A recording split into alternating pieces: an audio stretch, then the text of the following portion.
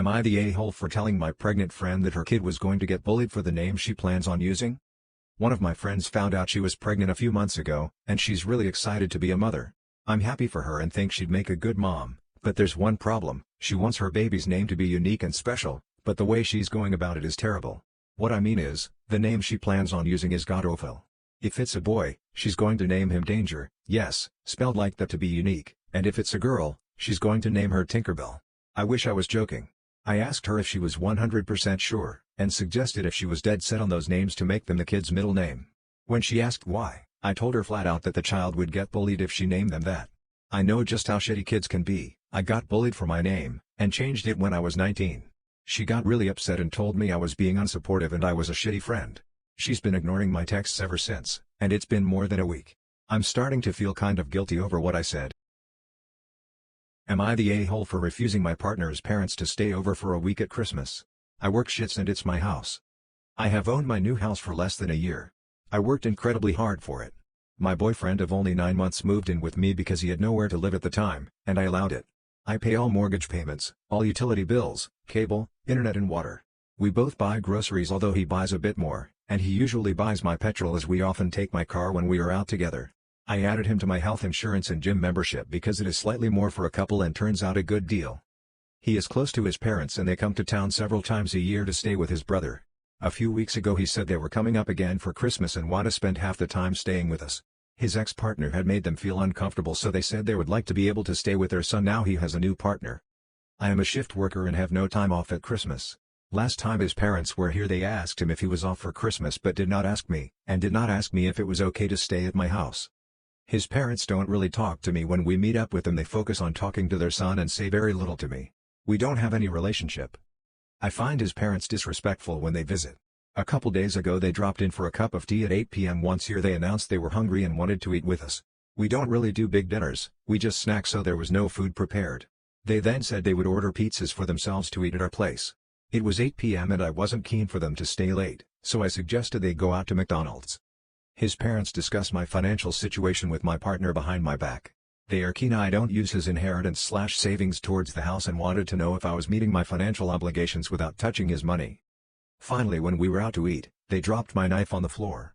They put it back in the table for me and then seemed surprised that I wanted a new one. I honestly don't want them in my home to stay over. I will tolerate visits, but not staying here. I am working shifts over Christmas and I think their behavior shows that they are not considerate people to my needs, as I'm just a girlfriend. AITA for saying no? Am I the a-hole for not paying my nephew's hospital bill? I have 4 kids: Alexis, 15, Lucas, 12, Ronnie, 11, and Allie, 8. Alexis has a lot of health issues. We've been in and out of the hospital for months. Something important to know is that Alexis has a PICC line, big take-home 4, and is getting blood thinner injections every day, so we do have needles and vials around the house. She also occasionally gets pain meds through her PICC line. My sister has 2 kids, Andrew, 12, and Alyssa, 9. She brought them to the house to play with my kids not too long ago. Alexis had a minor procedure a couple days before they came. I was showing my sister a video of Alexis at the house right after the procedure. She was still very high and it was hilarious. She's fine with me showing family these videos. Andrew came into the kitchen, heard the video, and asked what it was. I said that I was just showing his mom a video of Alexis after she got some pain meds. A few hours later the kids were grabbing a snack and Andrew took the container with needles and vials of the blood thinner out of the pantry. He asked what it is and I said it's Alexis's medicine. My sister and I left to take our dogs for a walk and I wanted to get a snack out of the pantry when we came back. I noticed Alexis's medicine box was moved, so I looked at it and one of the blood thinner vials was a lot more empty than before and a needle/syringe was missing. Sister and I interrogated all of the kids and we found out Andrew gave himself a high dose of the blood thinner because he thought it was her pain meds and he wanted to get high. My sister rushed Andrew to the hospital and he stayed overnight. Now she's sending me the hospital bill because I was the one that left the medicine where he could get it.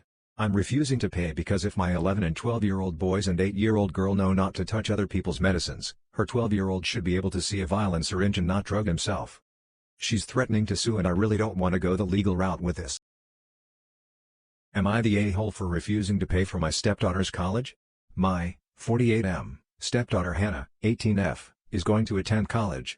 I know her for around 4 years since I married her mother. The issue, though, is that we've never gotten along well. I have tried, but she always says that she doesn't like me and wants her real dad.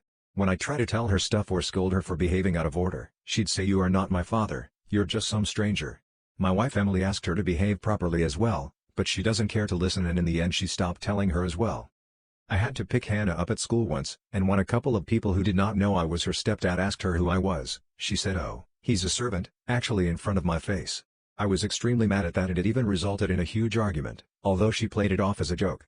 But this was the last straw, and that happened a good few months back. After that I have always treated her as if she's invisible and barely had any interactions with her unless absolutely necessary. Well, she talked to me presently and said she's got to apply to college and wants me to pay her fees now. I refused and asked her to ask her real dad, who refused to pay for it himself. She began to protest and said I am affecting her education and that I cannot do that. But I did not relent and said she's not my business now. My wife says refusing to pay is wrong and that I overreacted even though she's not been nice to me. Am I the a-hole for poisoning housemate who ate my food without my permission and ended up in the ER? I, 19M, recently moved into a shared place and there is someone who keeps stealing my food. At first I thought it was just a mistake, but even my leftovers were being eaten. It was very clear that the person was doing it on purpose.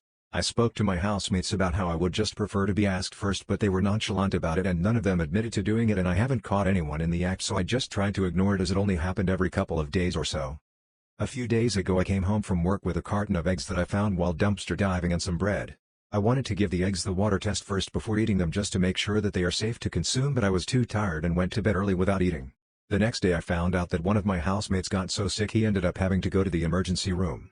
My eggs were not in the fridge where I left them, but I saw the carton and shells in the trash and my bread was opened. I had a hunch that it was him because there was a possibility that the eggs had gone bad, but I was also annoyed at the fact that he helped himself to my food without asking. When he came back, I asked him if he had eaten my eggs and bread, but he denied. I then said, "Okay, but I hope whoever ate them doesn't get as sick as you did because I found the eggs in a dumpster." His face immediately dropped and he looked visibly uncomfortable. He got angry and went from saying that he may have consumed the food by mistake as he wasn't paying attention and doesn't exactly remember, and accusing me of poisoning him.